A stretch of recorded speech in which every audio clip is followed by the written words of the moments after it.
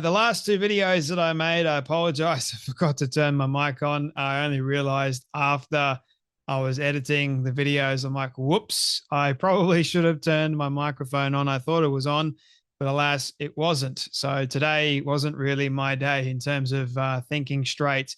I need the sun, ladies and gentlemen. The sun gives me life and energy. And well, here in Queensland, we haven't really had the sun much the last couple of weeks. So I am dying for some sun.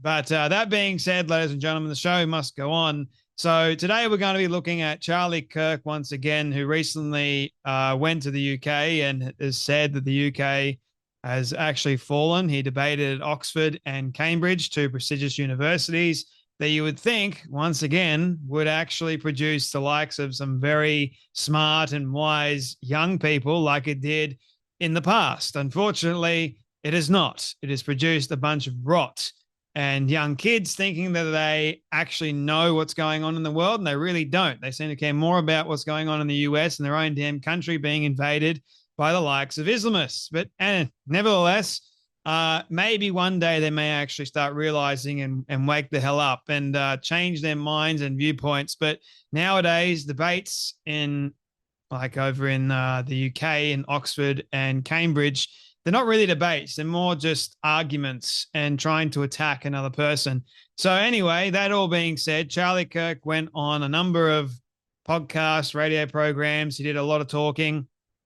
And he went on GB News. And he said in his own video, after explaining how Islam has contributed to the fall of the UK, he said that he tried to get arrested in the UK, and unfortunately they didn't arrest him. Well, not unfortunately, it's actually really a good thing that he wasn't arrested, but he tried, and he actually said something on GB News, which is a global news outlet, not just global, but in the UK it's quite big.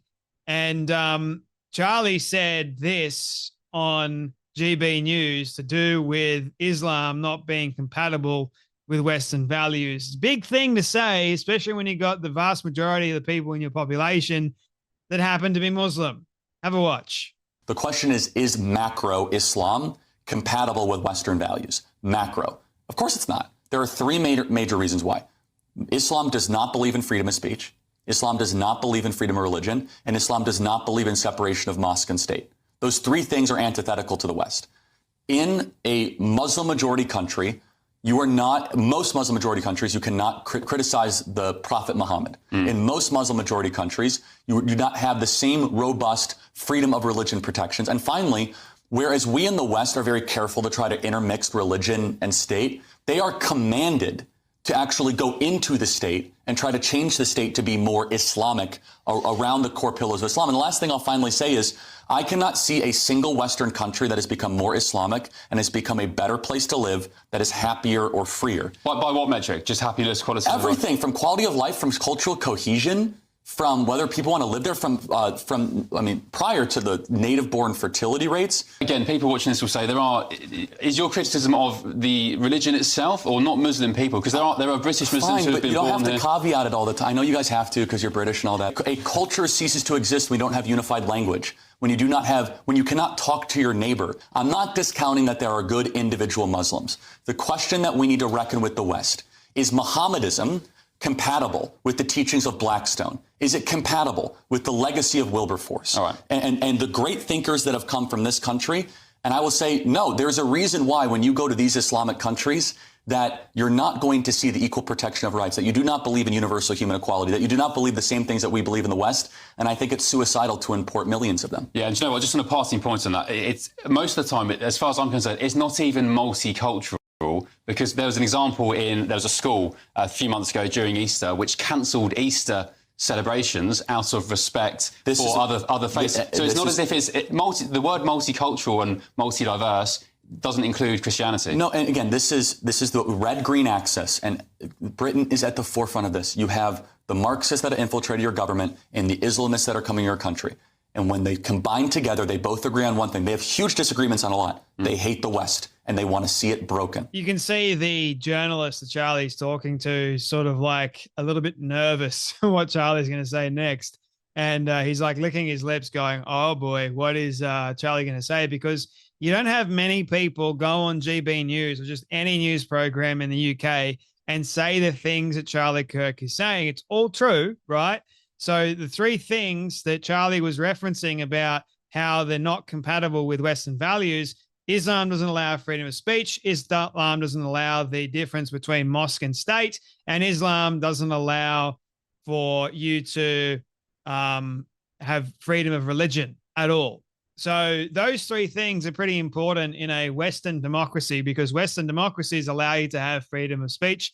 So even though in the UK they don't really have freedom of speech, I think Charlie Kirk's kind of referring to the Western democracy that I guess the US has at the moment. So being able to have freedom of speech as one of your main pillars, freedom of religion, being able to worship whoever you want, and then also the difference between church and state, not having the government impacted by the church or church impacted by the government, et cetera, et cetera. So Islam, all they want to have is Sharia.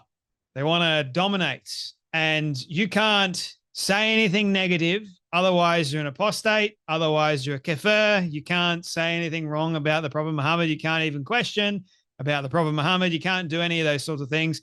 And Charlie, talking about this stuff on GB News, you can understand quite why the journalist and even the producers backstage, as Charlie said in the video that he made about this, they were freaking out. They were like, whoa, I don't know if we can do this. But the problem is it's all live, man. It's all live. So the thing is, if you've got a live TV show going on, you don't really know what the person's going to say. And Charlie Kirk was just like, I'm going to talk about the truth here. I'm going to talk about Islam not being compatible with the West. And, well, it didn't really go, or it went well to large extent. But can you imagine how the Muslims would have felt? Because Charlie's right. You can't, and Charlie was about to do it. He goes, you can't criticize their prophet, Prophet Muhammad. I mean, any religion that doesn't allow you to criticize their so-called number one, or the one they worship per se, that's not a religion that you should follow at all, to be honest. Like, yes.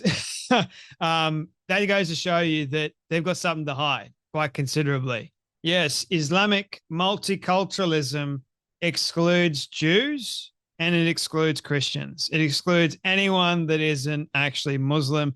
And if you're seeing any of the videos that I have been, I've been reporting on this, but what's happening in schools now, the multiculturalism of Islam, you've got loads of kids that are bowing down and praying to Allah, and that is considered like a positive thing. But you wouldn't expect a Muslim child to be forced to pray to actually God. You wouldn't have a Muslim be allowed to sit in a Bible class, let's say, and be taught about the real God, the one true God, not their God of Allah, who basically I think is the devil. But yeah, like you don't see in the West, you're seeing a lot of these politicians that are bowing down and bending over thinking they're going to get the Muslim vote.